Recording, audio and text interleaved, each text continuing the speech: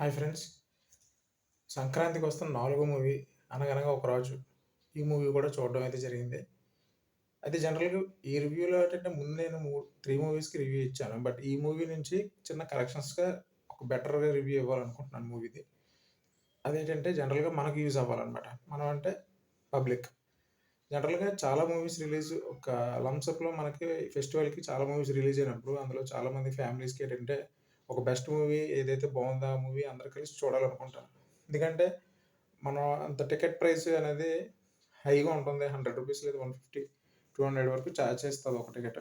So, ఈ family అంతా తీసుకున్నప్పుడు ఒక మినిమమ్ 1000 అనేది ఎక్స్‌పెన్సెస్ అవుతాయి.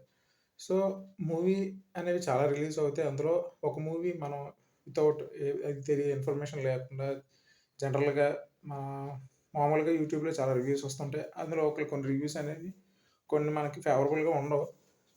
అంటే వాటిని నమ్మి మనం వెళ్ళిపోయిన తర్వాత ఆ మూవీలో రివ్యూ బానే ఉంది. బట్ మూవీ చూసిన తర్వాత ఏటి ఇలా ఉంది అని చెప్పి కొన్ని డిసప్పాయింటెడ్‌తో బయటకొస్తుంటాం. సో, ఇలాంటివి ఏమి లేకుండా నేను సింపుల్‌గా చెప్పేస్తాను. మూవీ రివ్యూ ఏంటంటే జనరల్‌గా ఒక మూవీకి ఫస్ట్ ఒక మూవీ చూడాలనుకుంటే దానికి మనం హైప్ బట్టి మనం ఒక మూవీ చూడాలని ఇంట్రెస్ట్ వస్తది.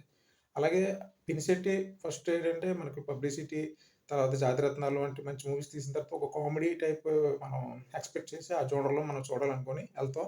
పైగా 3 ఇయర్స్ గ్యాప్ తర్వాత మన పబ్లిసిటీ అంతా కూడా చాలా నీట్‌గా చేశారు. సో, ఒక కామెడీ మనం ఎక్స్‌పెక్ట్ చేస్తామని చెప్పి జనరల్‌గా మూవీ చూడాలని ఒక ఇంట్రెస్ట్ వస్తది. క్యూరియాసిటీ వచ్చి మూవీ చూడడానికెళ్తాం. అది ఫస్ట్ హైప్ ఒక మూవీ చూడడానికి.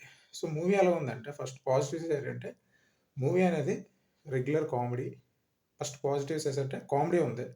బట్ అదంటే అంతగా అట్రాక్ట్ చేసుకున్నట్టు అంత హారబుల్‌గా ఉండదు. కామెడీ అనేది చాలా రెగ్యులర్‌గా ఉంటుంది.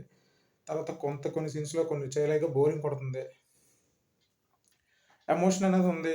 ప్రీవియస్‌గా మనం చూసిన రీ రీసెంట్‌గా చాలా మూవీస్ అనేవి వచ్చాయి. ఆ మూవీస్ జోనర్‌లాగే ఫస్ట్ అంతా నార్మల్‌గా చిల్లరగా చిన్న నార్మల్ కామెడీ అనేది జరుగుతుంది. లాస్ట్‌లో చిన్న ఎమోషన్స్ అనేది పెట్టాడు. మనం ఈ రివ్యూలు అనేది మనం ఏది కూడా రివీల్ చేయకూడదు కాబట్టి చెప్తున్నాను. కాన్సెప్ట్ ఏమి మీకు చెప్పట్లేదు. మూవీ అయితే దిస్ ఈజ్ 4 మూవీలు అంటే 'శంకర్ వరప్రసాద్', 'రాజాసాబ్', 'రవితేజ'ది 'భర్త మహేశ్వరుల విజ్ఞప్తి', ఫోర్త్ ఈ 'అనగనగా ఒక రాజు.' ఈ 4 మూవీలో నాకైతే 'రవితేజ' మూవీయే బావుందనిపించింది. ఎందుకంటే అందులో డిఫరెంట్‌గా 'రవితేజ' ఏంటంటే అది కూడా రెగ్యులర్ ఉన్నప్పటికి కూడా కామెడీ అనేది కొద్దిగా గ్రాస్పింగ్‌గా మనకి ఇంట్రెస్ట్‌గా వచ్చింది. ఇంట్రెస్ట్‌గా ఉంది. ఈ మూవీలో ఏంటంటే వెరీ రెగ్యులర్‌గా ఉంది. సో, నా ఒపీనియన్ అయితే బెటర్ ఈ 4 మూవీస్‌లో 'రవితేజ'కే నేను ఓటింగ్ ఏస్తాను. 'రవితేజ' మూవీకి. మీరు